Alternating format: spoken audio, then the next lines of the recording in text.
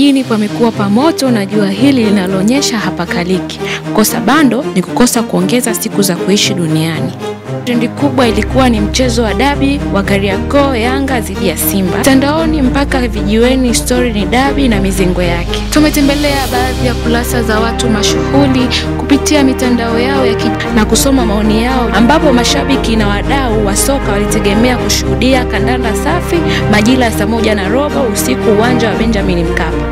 Makamu wa rais wa klabu ya Yanga, Alfred Haji, aliandika kupitia ukurasa wa mtandao wa X almaarufu Twitter, "Nitakuwa wa mwisho kuamini kuwa msimu 2024-2025 Yanga African itacheza mchezo mwingine dhidi ya dabi uliokuwa umepangwa tarehe 8 ya mwezi wa 3 2025. Mchambuzi Edu Kumwembe kupitia ukurasa wake wa Instagram ameandika, "Na kuhakikishia tu kwamba hata mechi ijayo haipo. Aliyeimba bongo bahati mbaya hakuwa mweu yule."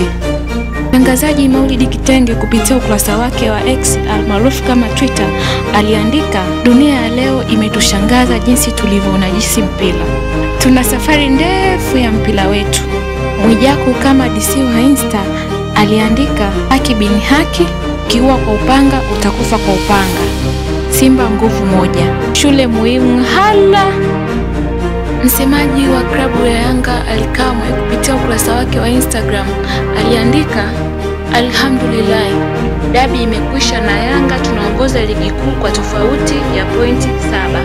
Pia msemaji wa Simba Ahmed Ali aliandika kupitia ukurasa wake wa Instagram, "Tuna kila sababu ya kujivunia."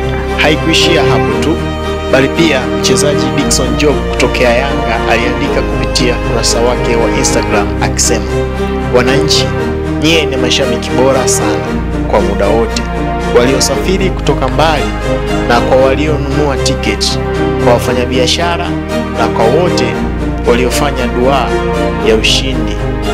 Tunawapa pole sana kwa kilichotokea. Kila wakati tuko tayari kutumikia nembo hii na kuhakikisha mnapata furaha.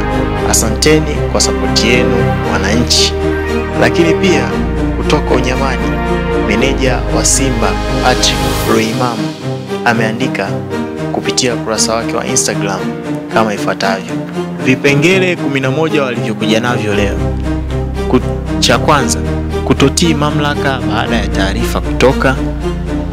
Cha pili, kudharau taasisi inayoongoza soka. Cha tatu, chombo cha usalama kusindikiza msafara unaokwenda kuvunja utaratibu, sheria na kanuni. Cha nne, kuruhusiwa kuingia uwanjani waliotakiwa kuingia kikanuni kukataliwa. Cha tano, kupita geti lisiloruhusiwa kisheria, maana yake kuruka ukuta tu. Cha sita, mamlaka ya uwanja kuruhusu kuingia uwanjani watu wasiotambulika kwa mujibu na taratibu za mamlaka ya mpira. Cha saba, mamlaka kuruhusu timu isiyostahili kupasha miili joto bila kukaguliwa. Cha nane, vyombo vya ulinzi kuhangaika na waliofika kupata burudani na kuwaacha wale wanaoendelea kuvunja utaratibu. Cha tisa, kuongeza hofu miongoni mwa wadau wa soka.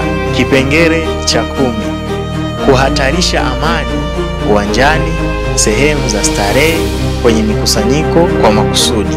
Cha 11, kuwaona wanachama na mashabiki wao hamnazo kwa kuwachosha siku nzima bila sababu ya msingi. Mambo ni mengi, wacha niendelee kuzima simu."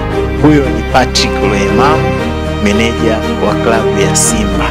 Mtazamaji na msikilizaji wa Wengine wa Media, hayo ni baadhi ya maoni ya wadau wa michezo walioyatoa kupitia kurasa zao za mitandao ya kijamii. Hii ni baada ya kuahirishwa kwa mchezo wa NBC Premier League Derby kati ya Yanga mwenyeji dhidi ya Simba.